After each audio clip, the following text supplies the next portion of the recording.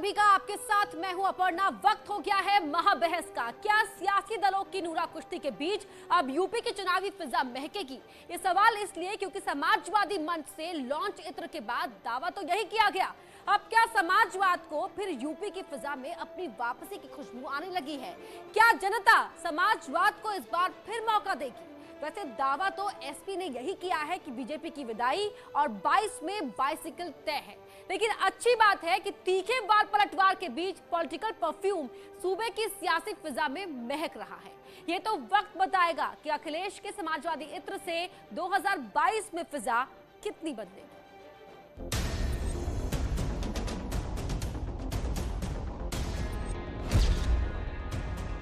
ये जो माहौल उत्तर प्रदेश में इतना खराब है, लोग एक दूसरे से नफरत कर रहे हैं, नफरत की भाषा बोली जा रही है, लोग एक दूसरे को देखना नहीं चाहते हैं। ऐसे समय में इत्र और खुशबू एक ऐसा माध्यम होता जो प्रेम और सौहार्द को आगे बढ़ाता है।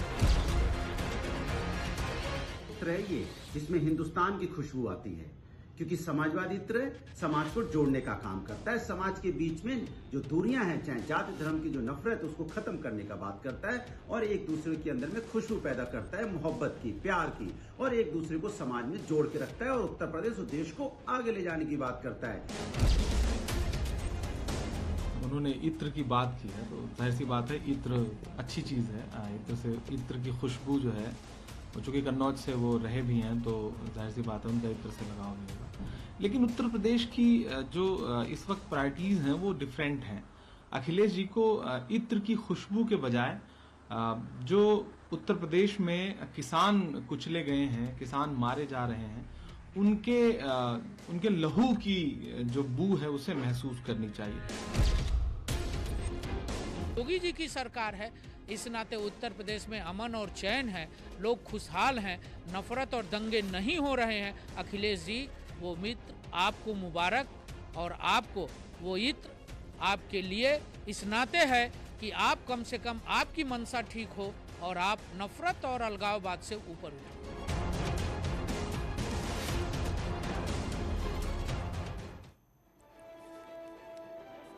तो यूपी की चुनावी फिजा अब समाजवादी इत्र से महकेगी। क्या वोटों की लड़ाई अब इत्र से जीती जाएगी? इस पर बात करने के लिए हमारे साथ एक खास गेस्ट पैनल जुड़ चुका है। हमारे साथ जुड़ चुके हैं अनुराग भदौरिया, एसपी के प्रवक्ता है, उमाशंकर पांडे, प्रवक्ता कांग्रेस भी जुड़ेंगे हमारे साथ, और साथ ही धर्मवीर चौधरी जी, प्रवक्ता बीएसपी, वो जुड़ चुके हैं। रमनीश वत्स, राजनीतिक विश्लेषक हैं, वो भी हमारे साथ जुड़ चुके हैं। आप सभी मेहमानों का बहुत बहुत स्वागत है। अनुराग जी, पहला सवाल आपसे ही है। उत्तर प्रदेश की सियासी फिजा को आज इत्र ने महका दिया है। कौन सा इत्र है ये, वोटों का या कारोबारी इत्र? देखिए, सवाल ये है कि ये समाजवादी इत्र है जिसको हिंदुस्तान की खुशबू उसमें आती है। मैं तो कहूँगा भारतीय जनता पार्टी के जो लोग हैं, खासकर उत्तर प्रदेश के मुख्यमंत्री जी, डिप्टी सीएम और उनके नेताओं को ये इत्र जरूर इस्तेमाल करना चाहिए। ये इत्र इस्तेमाल करने से उनके अंदर में भाईचारा पैदा होगा और समाज के प्रति जिम्मेदारी उनके अंदर में आएगी कि समाज को कैसे विकास के रास्ते पे ले जाएंगे और समाज में कैसे एक दूसरे से मिलकर रहना है। कम से कम नफरत की राजनीति बंद होगी।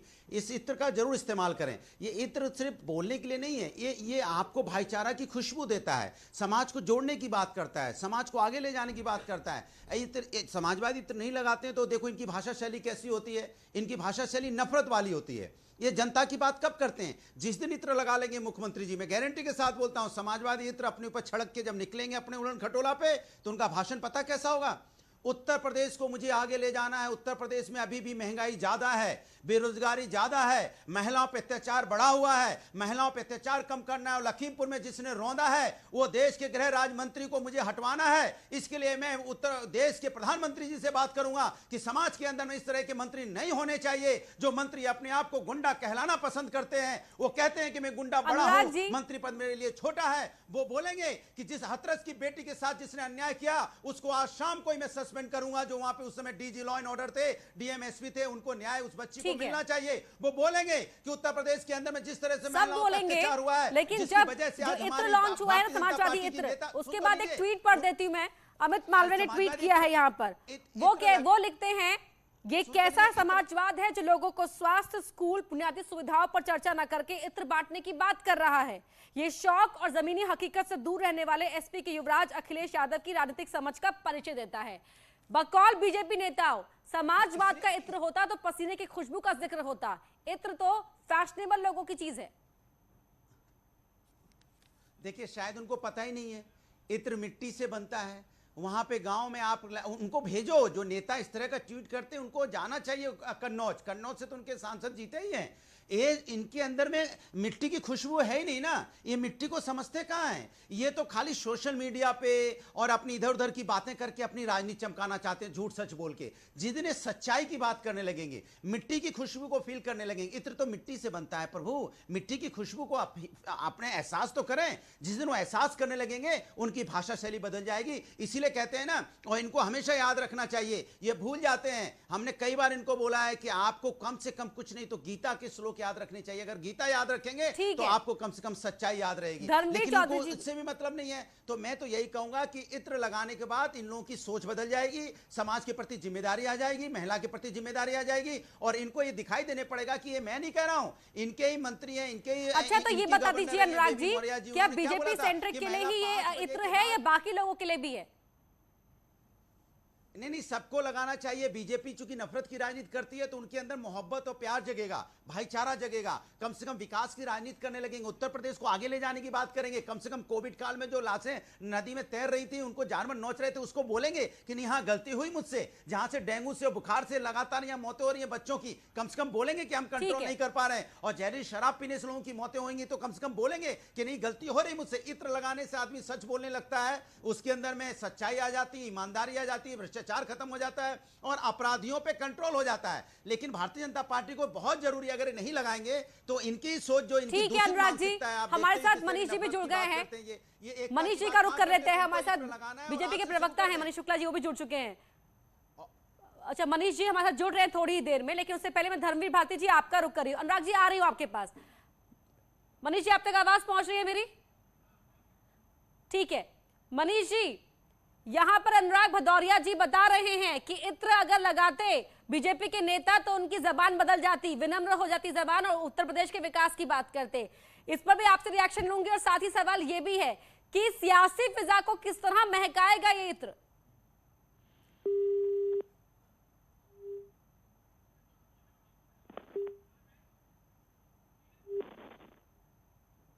मनीष जी आप तक आपकी आवाज नहीं पहुंच पा रही, कोई टेक्निकल ग्लिच है शायद, वापस रुक करूंगी आपका। धर्मवीर भारती जी, सबको लगाना चाहिए इत्र, क्योंकि इत्र जोड़ने का काम करता है। लेकिन आज जो मायावती जी फॉर्म में नजर आई, बीएसपी अध्यक्ष मायावती पूरी तरह फॉर्म में दिखाई दी आज, क्या लग रहा है कि अब बीजेपी और एसपी को मायावती ने एक ही तराजू में तोल दिया? अपर्णा जी, मेरा नाम धर्मवीर चौधरी है और अभी मैं अनुराग भाई को सॉरी सर, धर्मवीर चौधरी जी। जी अपर्णा जी, मैं अभी अनुराग भाई को सुन रहा था। ये जिन लोहिया के आदर्शों की बात करते हैं, लोहिया साहब तो गांव गरीब मजदूर की बात करते थे। वो उन्होंने कभी इत्र की बात नहीं की, उन्होंने कभी सैफई महोत्सव की बात नहीं की, उन्होंने कभी जो है राजा महाराजा पूंजीवादी सामंतवादियों की बात नहीं की। ये इत्र वालों ने तो कन्नौज से इनको हरा दिया था। अगर ये इत्र वालों का इतना ही ध्यान रखते तो कन्नौज से भाभी डिंपल नहीं हारती चुनाव। और अपर्णा जी, इनको अनुराग भदौरिया और माननीय अखिलेश यादव जी को मैं एक सलाह दूंगा, क्योंकि इनकी चिंता मुझे दिख रही है अखिलेश यादव जी की, कि कार्यकर्ताओं को रोकना बड़ा मुश्किल है। 5 साल तो बेरोजगारी में कट गए, उनको सलाह दोगे क्या? 5 साल ये इत्र बेचेंगे समाजवादी पार्टी के लोग तो अच्छी बात है, बेरोजगारी दूर होगी। सत्ता तो इनको मिलनी नहीं है, क्योंकि मेरा सुझाव इसमें यह है अनुराग भदौरिया जी को कि ये बुझे हुए जो कारतूस हैं जो दीपावली पर नहीं चल पाए हैं, उनका भी ये एक समायोजन करें इनकी दुकान में, तो ये बुझे हुए कारतूस भी बेचें, तो उससे भी क्या आमदनी बढ़ेगी और लोगों को रोजगार मिलेगा। सबको लगाना चाहिए इत्र, अनुराग भदौरिया जी बोल रहे हैं। लेकिन सवाल आपसे मेरा ये भी है, अखिलेश यादव एक ट्वीट करते हैं, कहते हैं क्योंकि तोहफा इत्र का इसलिए लेकर आया हूं क्योंकि झूठ का फूल खुशबू नहीं देता। तो अपर्णा जी, ये किससे क्वेश्चन कर रही हैं मनीष जी से। मनीष जी से। मनीष जी आपका ऑडियो नहीं आ पा रहा है अभी, एक बार प्लीज बोलिए कि जोड़ दें हमको। जी आ गया, अपनी बात रखिए।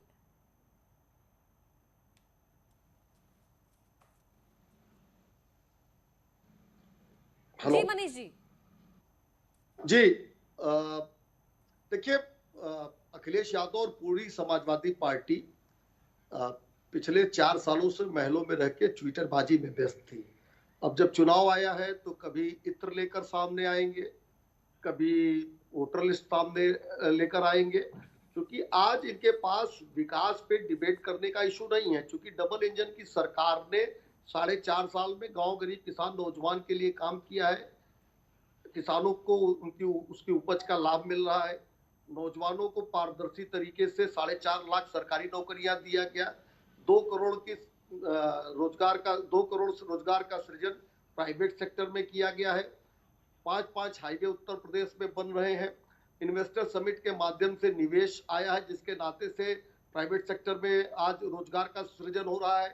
साथ ही साथ गन्ना किसानों का भुगतान किया गया है। अखिलेश यादव और मायावती ने गन्ना मिलों को बेचा था। हमारी सरकार के समय में नई गन्ना मिलें भी चलाई गई और पेराई सत्र को बढ़ाया गया है और क्रशिंग कैपेसिटी को भी बढ़ाया गया है।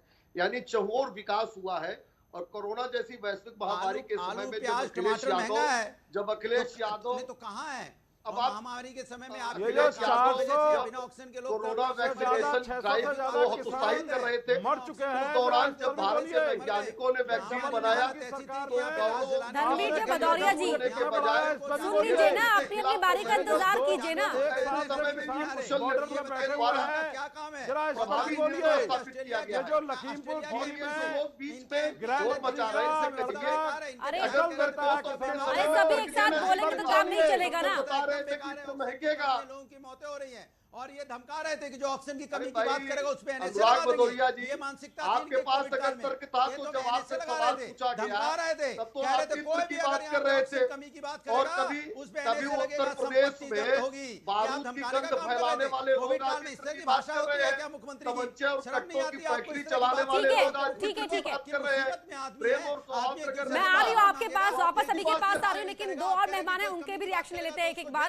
उमाशंकर पांडे जी, ये बताइए इस पूरी बार पलटवार में कांग्रेस शर्म आनी चाहिए सपा बसपा को अपने ऊपर। ये बात कह रहे हैं सपा और बसपा। अपर्णा जी, शर्म आनी चाहिए। अपर्णा जी, अपर्णा जी, आ रही है मेरी आवाज? आ रही है। अपर्णा जी, पिछले 33 सालों तक उत्तर प्रदेश में गैर कांग्रेसी सरकारें रही हैं और 33 साल ही उत्तर प्रदेश में कांग्रेस की भी सरकार रही थी।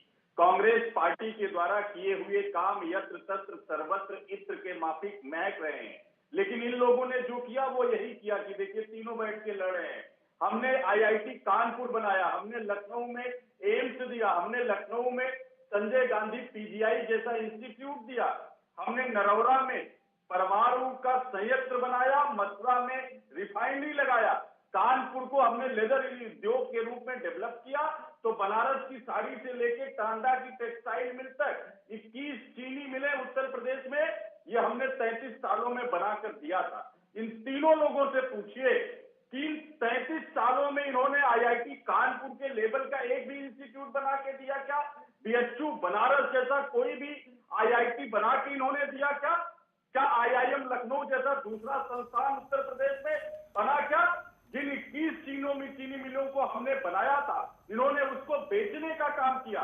आज उत्तर प्रदेश में जो PSC, CSC, डिस्ट्रिक्ट हॉस्पिटल्स और मेडिकल कॉलेजेस हमारी सरकारों ने 33 साल में बनाया था, इन्हीं 33 सालों में इन लोगों ने सबको या तो बेच दिया या बर्बाद कर दिया। आज CSC और PSC में छोटी छोटी दवाइयां नहीं मिल रही। मनीष जी इस पर कुछ कहना चाह रहे हैं? मनीष जी, मेरी बात पूरी हो जाए। समाजवादी पार्टी और बसपा के पाप से कांग्रेस अपना पीछा नहीं छुड़ा सकती। 2004 से 14 के बीच जब यूपीए की सरकार थी तो ये सपा और बसपा से समर्थन लेते थे और उत्तर प्रदेश की मुलायम सिंह की सरकार, मायावती की सरकार और अखिलेश यादव की सरकार को समर्थन देते थे। उनसे इनके विधायक जाकर नौकरियां आप दे नहीं रहे, एग्जीबिशन के लिए सड़कें लिया करते थे। तो जो पाप सपा और बसपा ने किया है उसका समान रूप से भागीदार कांग्रेस भी है।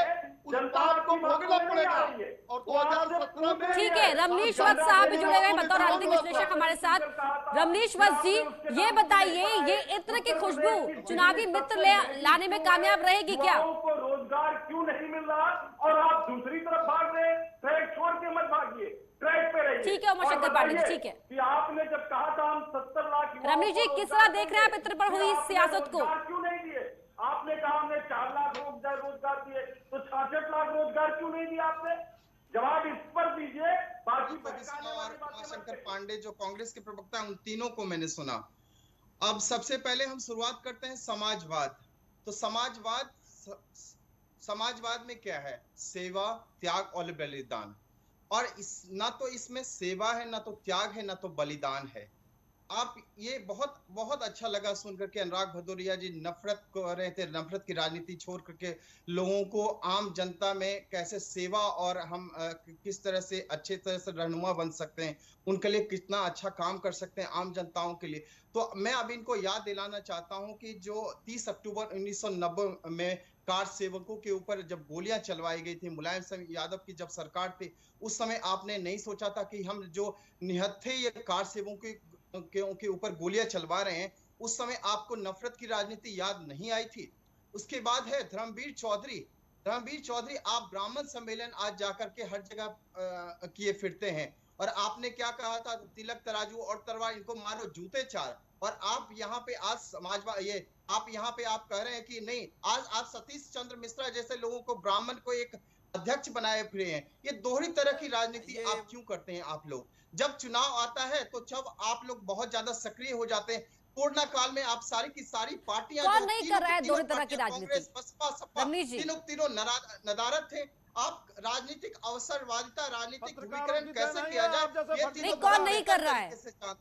आज मैं किसी पार्टी का प्रवक्ता के रूप में नहीं, मैं देखिए हम आप तीनों में बहुत ज्यादा इन पे इत्र भी फेल हो जाएगा। ये इतने बड़े चापलूस हैं बीजेपी के, इत्र बेचारा फेल हो जाएगा इनके ऊपर जाते ही। अनुराग जी, लेकिन ये सवाल तो उठ ही रहे हैं ना। समाजवाद में पसीने की, मजदूरों की बात होती थी, श्रमिकों की बात हुआ करती थी, गरीब तबके की बात हुआ करती थी। छोड़ने वाली समाजवादी पार्टी तब इनका इत्र कहाँ था? मुजफ्फरनगर कांड में सैकड़ों लोग को मरवाने वाले अखिलेश यादव का इत्र तब कहाँ था? धर्म के आधार पर ठीक है, एक एक करके जवाब ले लेते हैं, एक-एक करके जवाब ले लेते हैं, एक-एक करके जवाब ले लेते हैं। मनीष जी, आप ही का सवाल लेके जा रही है अनुराग भदौरिया जी के पास। अनुराग जी, मनीष जी यहाँ पर कह रहे हैं जब मुजफ्फरनगर में दंगे हुए थे उस वक्त लोगों को जोड़कर प्रेम से रखने की बात क्यों नहीं याद आई थी? कितना कन्नौज में इत्र कारोबार के लिए किया एसपी सरकार ने? मैं वही कह रहा हूँ, सुन तो लीजिए। आप देखिए भारतीय जनता पार्टी की क्यों जरूरत है? 5 साल की सरकार इनकी हो गई, अभी भी लफ्फेबाजी मार रहे हैं। जो लफ्फे जितना झूठ बोल सकते हैं, इनके मुख्यमंत्री को तो सुबह समाजवादी से नहला देना चाहिए। वो जब हत्याकांड के समय मित्र नहीं था। उत्तर प्रदेश के लोगों की बात करेंगे। कुंडा में सीओ को मारने वालों को मुआवजा देते समय को क्या है? वो बेचारा डीजल पेट्रोल 100 के पार है, वो महंगाई से जूझ रहा है। यहाँ सरसों का तेल 250 के पार है, लेकिन उड़न पेट्रोल डीजल पड़ता है, तुमको पता नहीं चला डीजल पेट्रोल की कीमत क्या है। और ये बार-बार महल में रहते हैं, तो मैं पूछना चाहता हूँ उत्तर प्रदेश के मुख्यमंत्री झोपड़ी में रहते हैं क्या? वो भी तो मुख्यमंत्री आवास में आलीशान महल में रहते हैं। सरकार ने कम कर दिया, आसाम ने कम कर दिया, त्रिपुरा ने कम कर दिया। महल में रहते हैं तो मुख्यमंत्री जी कहाँ रहते हैं? भारतीय जनता पार्टी की सरकारों ने जो इनके दो नहीं तो अनुराग जी, महंगाई की बात आप कर रहे हैं, सरसों का तेल महंगा हो गया, सब्जी की कीमत आसमान छू रही है, सब बात मानी जा रही है, लेकिन इत्र कहाँ से आ गया इसमें? 8 रुपए में दे रहे थे और भारतीय जनता पार्टी ने 110 रुपए जो है जोड़ने का काम करता है, ये एक दूसरे को करीब लाता है। अरे इत्र किसको जोड़ेगा? कि आप जो है 60 रुपए समाजवादी पार्टी से इत्र किसको जोड़ेगा? किससे मिलने जाइएगा इत्र लगाकर? कौन गले मिलने आ रहा है? आप तो 30-35 रुपए में पेट्रोल बेचने हम तो कह रहे हैं भारतीय जनता पार्टी को तुरंत इत्र समाजवादी से ले लेना चाहिए और समाजवादी इत्र अपने पर डालना चाहिए। सड़क पे पसीना बहाता है, वो इतना कमजोर गणित उत्तर सेवा का नहीं है। 60 रुपए का पेट्रोल। ठीक है, उमा शंकर पांडे जी, क्या कांग्रेस के नेता ये इत्र लगाइएगा? ये मदारी का खेल समझ रहे हो? ठीक है, उमा शंकर पांडे जी, आपका रिएक्शन इस पर? जी अपर्णा जी, क्या कांग्रेस के नेता, खासकर यूपी कांग्रेस में नेता, ये इत्र लगाएंगे? कांग्रेस पार्टी इस मिट्टी में कांग्रेस पार्टी के नेताओं के खून का इत्र महकता है कांग्रेस पार्टी के आदर्श और कार्यों में। इसलिए कांग्रेस पार्टी के नेताओं ने इसको बनाने का काम किया है। आज भी उत्तर प्रदेश की जनता की रक्षा के लिए प्रियंका गांधी जी अपना खून पसीना बहा रही है। कांग्रेस पार्टी का एक एक कार्यकर्ता उत्तर प्रदेश के पीड़ितों के लिए, शोषितों के लिए, वंचितों के लिए, जो कोरोना काल में ऑक्सीजन की कमी से लोग मर गए, वो हाथरस के लोग, वो उम्भा के लोग, वो आजमगढ़ के लोग, सबके लिए कांग्रेस पार्टी के यानी कि आप इत्र को खारिज करें। ठीक है मनीष जी, सवाल ये कि कल तक कैराना की बात हो रही थी, क्या कैराना की काट समाजवादी पार्टी कन्नौज से लेकर आई है? जनता के लिए लड़ने के लिए और मर मिटने के लिए तैयार है। प्रियंका गांधी जी वही कर रही है। योगी जी क्या कर रहे हैं? योगी जी लाठी। ठीक है मनीष जी से मेरे सवाल है ये। ठीक है उमा शंकर जी, अनुराग जी प्लीज। मनीष जी इनसे पूछिए कि नहीं देखिए, सेवा और लोकतंत्र में अगर सेवा करनी है तो पसीने की महक से जनता की सेवा होती है। इत्र लगा के तो अखिलेश यादव महलों में बैठे ही है। 22 के बाद तो जनता परमानेंट बैकअप करने वाली है। 4-6 डिब्बा कन्नौज से इत्र मंगा के हम भी अखिलेश यादव को गिफ्ट कर देंगे। इत्र लगाइए, महलों में बैठिए और भदौरिया जी भी साथ में चले जाइए। जनता जो पसीना बहाएगा, जो जनता के खून से खून मिलाएगा और जनता की हक की लड़ाई लड़ेगा, ये सपा बसपा ठीक है। बहुत बहुत शुक्रिया आप सभी का, सभी मेहमानों का चर्चा में शामिल होने के लिए। तो सियासत में लगा है समाजवादी इत्र, और जहां बीजेपी कह रही है कि जनता के पसीने की खुशबू ज्यादा सुगंधित होती है, लेकिन यहां पर उत्तर प्रदेश की चुनावी फिजा को पूरी तरीके से महकाने का काम कर दिया है आज समाजवादी इत्र ने। और महाबहस में फिलहाल मेरे साथ इतना ही, लेकिन आज हमने सोशल नेटवर्किंग साइट कू पर लोगों से सवाल पूछा था कि क्या 2022 चुनाव से पहले निजी हमलों की सियासत शुरू है। इसके जवाब में 93% लोगों का कहना है हाँ, जबकि 7% लोग इससे सहमत नहीं है। तो वही विवेक सिंह नाम के एक दर्शक ने लिखा है कि अब तो चुनाव आ गया है, अब ये हर रोज ही देखने को मिलेगा। तो यूजर की तरफ से ये प्रतिक्रिया भी मिली है कि अब वक्त चुनाव का है, तो ऐसे में ये रोजाना ही देखने को मिलेगा।